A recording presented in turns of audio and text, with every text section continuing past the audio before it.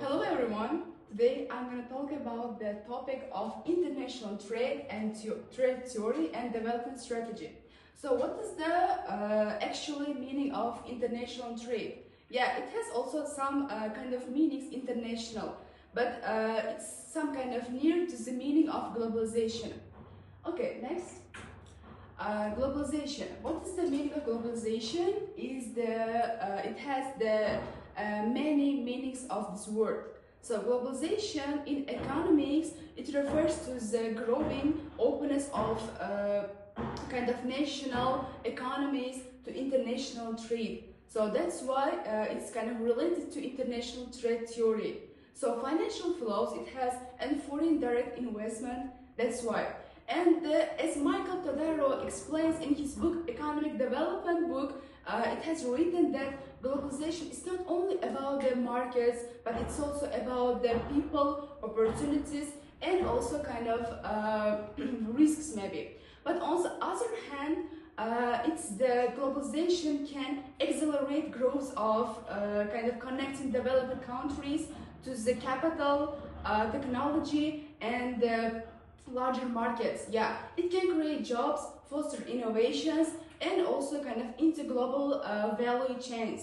So, however, Todaro explained that globalization and globalization is not just a natural process, but it has some benefits. The benefits often concentrate the wealthy nations and among elites. But while poorer countries may face somehow kind of dependency, instability, currencies, and maybe kind of widening inequality. So yeah, next. So international trade, some key issues it has. So many developing countries, like there are some kind of exports to primary goods.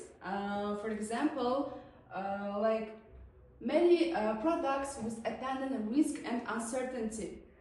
So there is the kind of thing that most of the countries it has kind of products like developing nations, developing countries export to the kind of the primary products.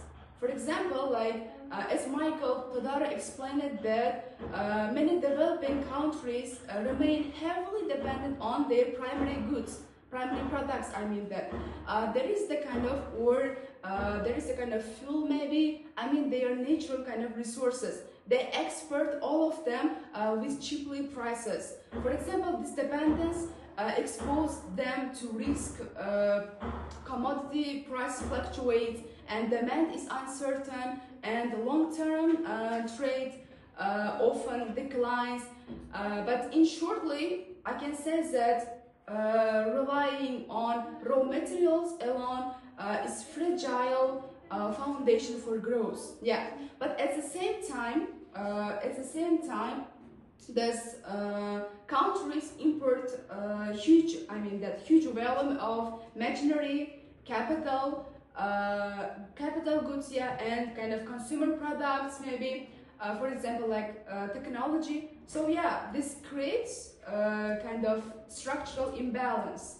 That's why they sell raw materials cheaply and buy manufactured goods at high costs. And the result is, of course, chronic deficit in current and capital accounts. So which is the deplete their reserves and also their instability currency, and destabilize their currencies, of course. But so in response, many developing countries sought to promote exports and accumulate large foreign exchange. So what is the meaning? That this policy aims to protect against how can I say, crises such as those in Asia, like in 1997, or Latin America in the 1980s, if I take an example about it. So yeah, Todaro reminds us the In this approach, I mean that it raises new kind of debates about scarce resources. They should be tied up in resources or invested domestically to import infrastructure, education, or health. Yeah, it has the main question. So, okay, yeah. Here is the written 5 questions, basic questions about trade and development. The first one, how does international trade affect economy growth? If I can tell that in theory, trade expands kind of markets, encourages specializations, and increases the efficiency, leading to higher growth. But in reality, the growth effects depend on what countries export. Primary goods, primary product depends often leads to volatility and the slower long-term growth, compared to manufacturing and manufacturing-led trade. So next question is the second question: how does trade alter the distribution of income? That trade changes relative returns to factors or products. For example, owners of abundant resources, they are kind of agrarian economies can develop, but capital in industrial economic they benefit most. Here is the table shows that you can see that here is kind of developing countries and development countries it has. So for example, they are also GDPs and also they are kind of exports, imports to the some kind of resources. Like for example, the first one, developed countries, they export mostly manufactured products, for example, kind of technology, machinery, and somehow other things. But in the developing nations, developing countries, they export kind of fuels, ores, they represent mostly higher of such kind of agricultural growth to the cheaply prices. But developing countries import other manufacturing kind of goods for the highly, it's the highly costs. Next. So, the traditional theory of international trade. Okay, let's introduce our Ricardo and Mill static model. What is the written here? Ricardo and Mill, that it's kind of model is that specializes about the international trade. For example, one country produces one kind of product at the higher quality, so they should export their product to elsewhere. That in order to exchange productions that they can't really produce at the higher quality. So on the other side, we call it barter system. That's why. So next. So here is the represented that variable factor proportions and different factor endowments. So the A figures, so it represents that this figure manufacturing and agriculture. In the X side, the vertical side manufacturing and horizontal side agriculture. So there is the less developed world. That without trade and production and consumption. Here is they mostly exports production. The international ratio. So the less developed world. Domestic price ratio. So here is the kind of less developed world. Point A without trade. Without trade. It has mentioned in the agricultural kind of it refers to the comparative advantage to their abundant land or labor. Yeah. And the point B, that point B with trade, like it specializes to agriculture, for example, where it has a comparative advantage due to their kind of labor force. So, but in the point C, there is a consumption shift outward and allowing access to more manufactured kind of goods through imports. So in this B figure, it has represented that for example, point A without trade, point B with the trade, and so it specializes that point A it has without trade, so production and consumption coincide at the level of A. So it means that with trade, the point B, it has kind of manufacturing, that where it has refers to, as I mentioned before, capital goods, machinery and technology. So comparative advantage due to their abundant capital and technology. So the consumption shifts their outward looking. If I compare two of the key differences between them, for example, the first one, comparative advantage, it has agriculture, first one, less developed world, but in the B figure, it has manufacturing. Specialization role, but it has produces more agriculture, but it has, they produce more manufacturing, like industrialization. And it has agricultural good, the first one, the second manufactured goods. And that's the main point of their differences. Next.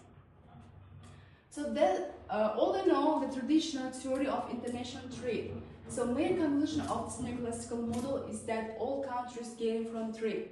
So the first one is by specializing in goods, that use their abundant resources most intensively. So it has can expand world output and beyond what's possible in isolation. So the trade, that can stimulate economic growth, like promote the economy, and it encourages kind of effects and foster innovations and spreads technologies also. So Todaro reminds us that real world is more complex. So developing countries often find kind of themselves locked into the low value growth. That's why while advanced economies kind of dominate about their manufacturing, the high value industries. So I will continue the presentation. The absence of the national government in trading relations. Traditional theories often forget that the government plays a big role in the trade. In the real world, the state is very active.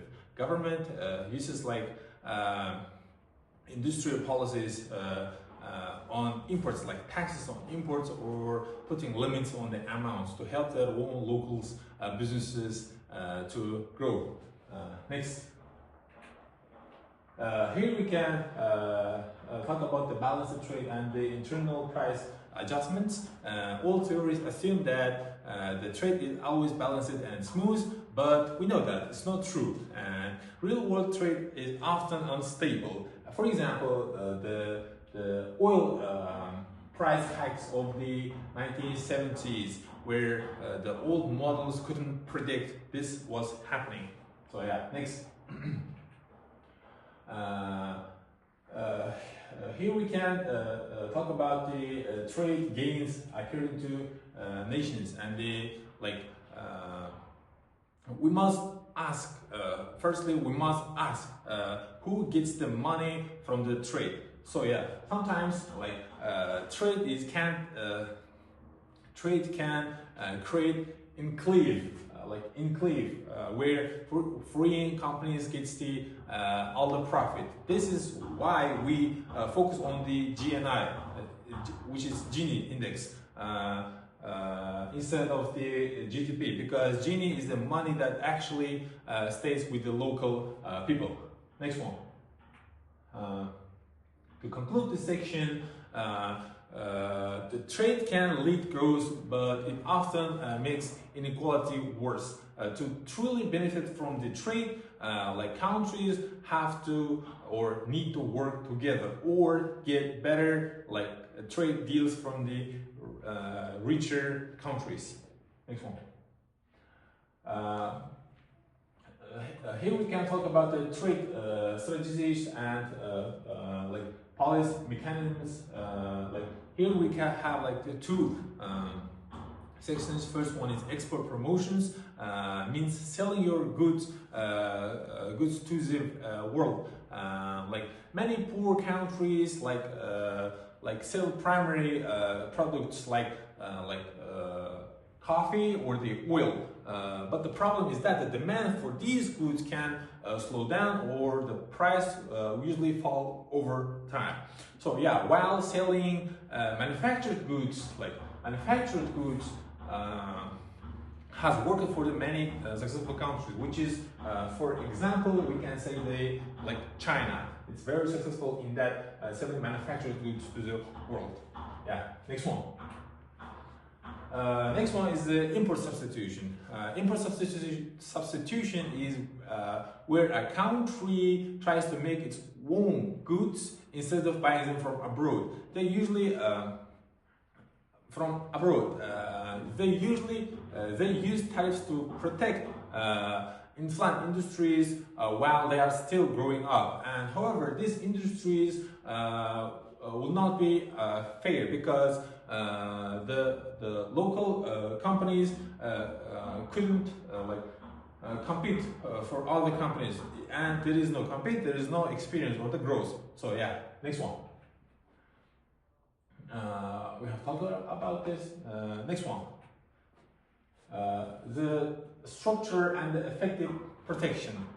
Governments uses different types of taxes to protect their businesses, like nominal rate of the protection and the effective rate of the protection. Firstly, nominal rate of the protection is it's just the taxes on the finished product. That's it. And but more efficiently, we have to focus on the effective protection. Effective protection is the more important.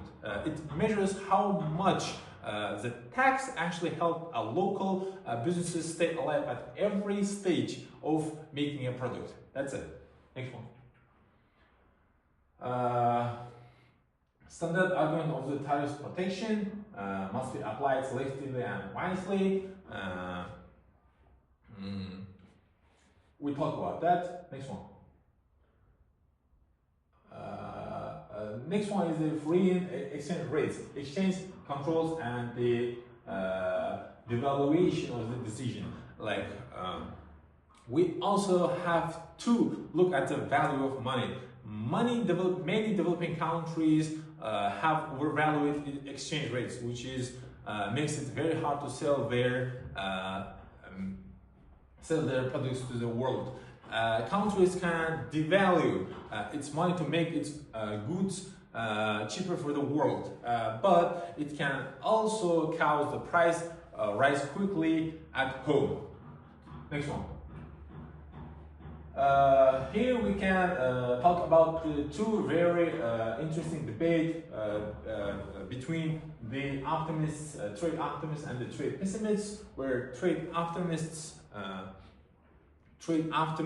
and the trade pessimists. Here is a great debate between the trade optimists and the trade pessimists. The pessimists believe that the system is unfair because rich countries block our goods. The optimists argue that the trade isn't. The trade is the engine of the growth because it brings new technologies, new investments to the local companies from foreign investors. Next one. The optimists, we have talked about this. Next one. The market failures and transforming, we have talked about this. Next one. So yeah, industrialization strategy approaches to the export policies. Modern thinkers suggest that industrialization strategy, this means the government doesn't just leave it to the market. They actually help firms to move into high-tech and the skilled experts. This is how countries like South Korea and Taiwan become successful by using this strategy. Next one. A big trend is South-South trade, where developing countries trade with each other by joining regional trading blocks, which is like Asian or Marcos. Asian or Marcos, where like Asian countries or the 1,000 African countries can create bigger markets. Like small countries can create bigger markets. And this helps their businesses produce more goods at the lower price. It's not fully answered, do blocks promote growth or rather than the progress of the globalization? Next one.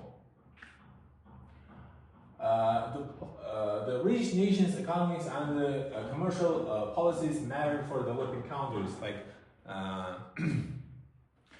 Finally, we reach out to finally rich countries must also change.